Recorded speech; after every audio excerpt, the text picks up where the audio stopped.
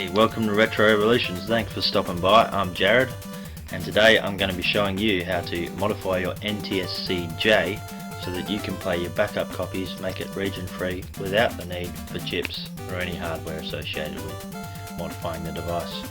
This will be the safest way and the least intrusive on your system, and can be removed at any time at a later point to bring it back to standard factory settings. Now, I'm just going to have a cost breakdown, what's involved in doing it, step-by-step procedure, and the one-time disk swap trick that you need to be able to perfect to do the modification. So please enjoy and stay tuned for more as we embark on the first video of this series of the do-it-yourself at-home modifications. Thank you. First of all, what you're going to need is an Action Replay 4M Plus. I picked this one up from Play Asia for $26 US, brand new. You can get them cheaper, but great service and great to deal with. It took about 4 days delivery. This is a region unlocker and memory card, so this will be our basis for flashing a file onto. A number 1 Phillips screwdriver to access the back of this Saturn, because you're going to have to disable a draw close switch just for the purpose of this mod, and then reinstall it properly back. I use some electrical tape for the disk draw switch. Any tape will do, just needs to make sure it holds securely while we do the modification. Obviously you're going to need a Sega Saturn. The one I'm using here is a Sega Saturn NTSC-J, but this will work for an NTSC-U, Power Euro, Power Australia, so they'll work across all regions, this trick. And you're going to need to copy yourself a boot disk. Details on where to get the boot list will be listed below. The one we're using is called Sega Saturn. It's version 3.8 something, but the exact one will be listed below for you. Next, what you're going to want to do is undo the mounting screws in the back of the Sega Saturn. I've placed it on a silicone pad just to protect it. There's 1, 2, 3, 4, 5. I'll take these off and I'll show you in a second what it looks like. Okay, so now we're open. Here's our disc spinner, a laser driver, the limit switch. This is what we're going to need to bridge, the loading light, and the reset button. Now these will be key to this mod. First, start by removing the red loading light lens. This will make it easier to see for your timing. Then second of all, you're going to want to get this limit switch, and we're going to tape it closed. I'm going to show you what it's going to look like taped up. Okay, so now we have this sensor closed. I must stress, don't do any of this with the power on, okay? Do all of this with the power off. If you're not good around things, there's still hazards here that can really hurt you. So now this should be nice and closed. You shouldn't have any movement here. Alright, we'll go to the next step. You're going to want to have your brand new Action Replay firmly inserted into the cartridge memory card slot right here. I'll get it in like that. This is going to stay in for the duration of the modification. Alright. What you need to do is trick it into reading a boot disk. We're going to just show you what happens when you do it incorrectly, so you know what you're looking for when it doesn't go right. This CD is Sonic R, it's a backup CD. There is no security ring by Sega on these, so you will not be able to get this to run by itself. So I'll show you now. The laser that we have here will come to the outside of the run, and it will try to scan the outside of the disc for a security ring. So we'll look out for that. And then if it hasn't succeeded, it will take you to the option of playing a music file, thinking it's a CD. Otherwise, basically saying it hasn't found a game for you. Alright, let's try it now.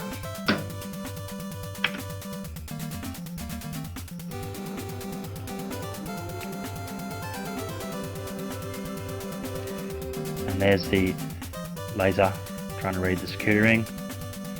Come out again, hasn't found it. This light here indicates that it's not been successful to find a disc. And now you come up with CD. Will allow you to play the music off the game, but that's it, because there's MP3 files on this.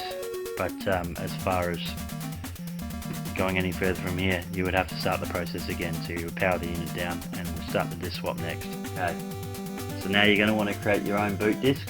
You're going to want to do a search engine. You're going to want to do sudo saturn kai, sudo saturn kai version 0.832. With a CD burner, burn it onto a standard CDR.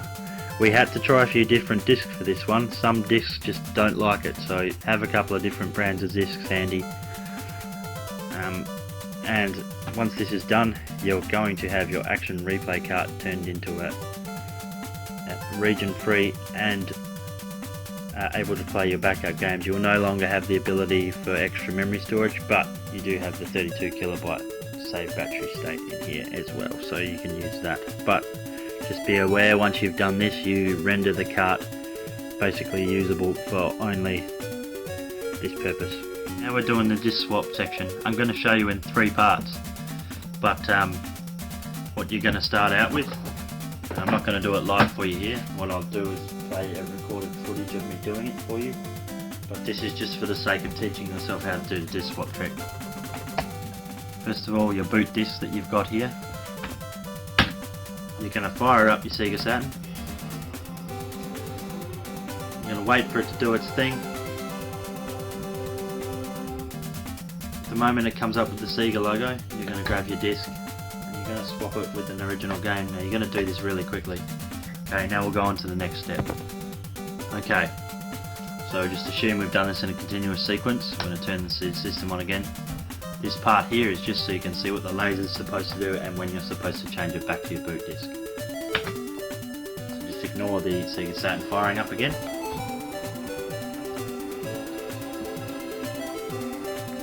The laser reader comes out here, right? The moment it begins to return back in and the disk speeds up, that's when you swap it out.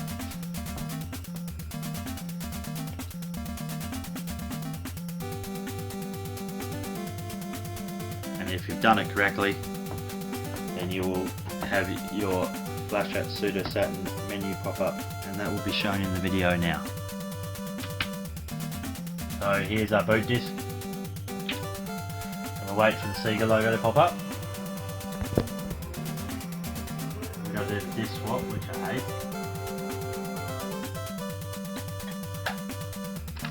Then you've got to just wait. It's calm. Start the game with no cheats here. Wait for the disk to speed up.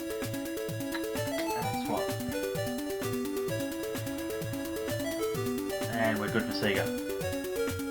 Now we're in the firmware, we're about to flash it. Billy, you want to just give it a hit. So press A, B and C at the same time to initiate, right, and then press start. There it goes. We're at 4%. Initial right. So this is basically destroying what's on the card and rewriting it with a new program. I'll get back to you once it's finished loading. You try that one as well. See if the... There are load lights loading up, and the CD should be frozen at this point. Nothing will read. Okay, so now it's writing. I think so, yeah. It's counting down. I'll just come back to when it's reached near 400 just to keep the time down for this video. But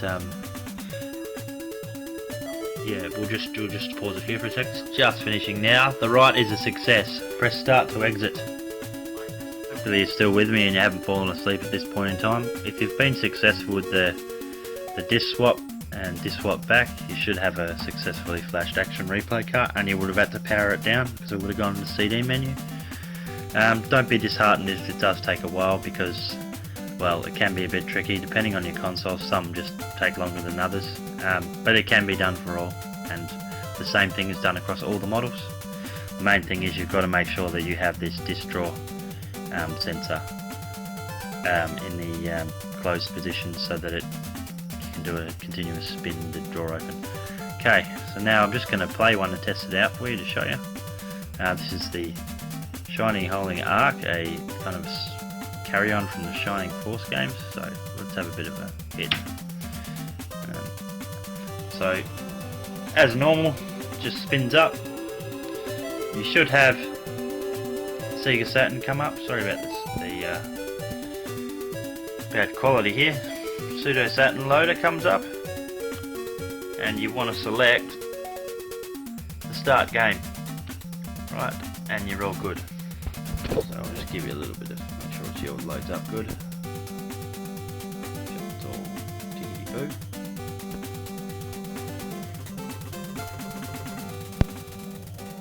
Perfect. Sonic, software planning. Right.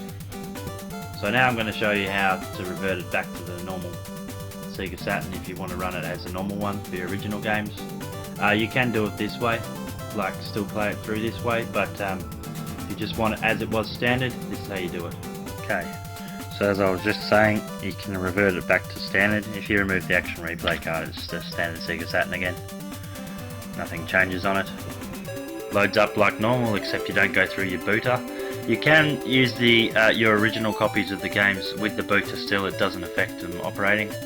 It's just to show you that this doesn't actually affect the integrity of the Sega Saturn at all. So you could basically, yeah, this is how it would come out of factory at the moment. So now you've just got this as your booter now. So it's quite a handy little trick. But yeah, you can see it all works good now. Now we're back and the Sega Saturn's been rebuilt. Just going to show you it all running now properly. So there's, with the lens put back in, you can see the access light through the visor. That's what those lenses are for, by the way. Helps focus the light up to those little see-through panels. We just start it like normal now.